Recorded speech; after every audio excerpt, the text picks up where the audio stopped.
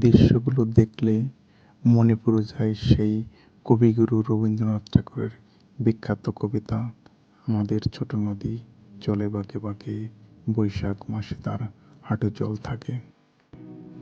নদীর পাশ দিয়ে ছোট ছোট কলা গাছে কলা এবং প্রতিটি গৃহস্থ বাড়িতে গবাদি পশুর পালন যেন এক সৌন্দর্যের অনন্য রূপ দান করেছে।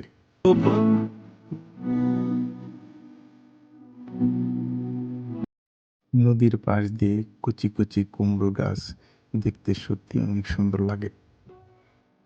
নদীর পাড় দিয়ে বেড়ে ওঠা পরিবারগুলোর বেশিরভাগ কাজকর্ম এই নদীর উপর নির্ভরশীল হয়ে থাকে।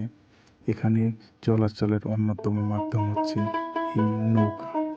গৃহস্থ বাড়ির বধূ থেকে শুরু করে সমস্ত ধরনের কার্যক্রম এই নদী কেন্দ্রিক হয়ে থাকে।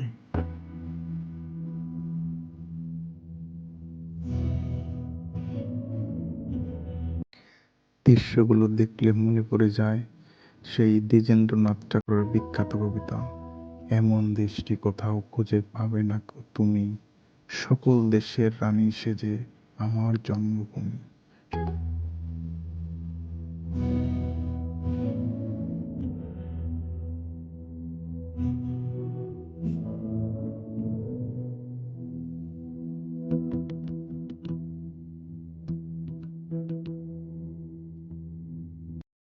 গ্রামের এই শিশুগুলোরা হয়তোবা বুঝতেছে না যে তারা তাদের জীবনের সবচেয়ে মধুর সময়টুকু এভাবে গ্রামে অতিবাহিত করতেছে।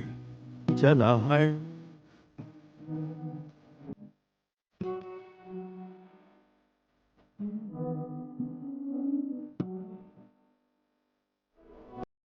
ভিডিওটি দেখার জন্য আপনাদেরকে অশেষ ধন্যবাদ। সাথেই থাকুন।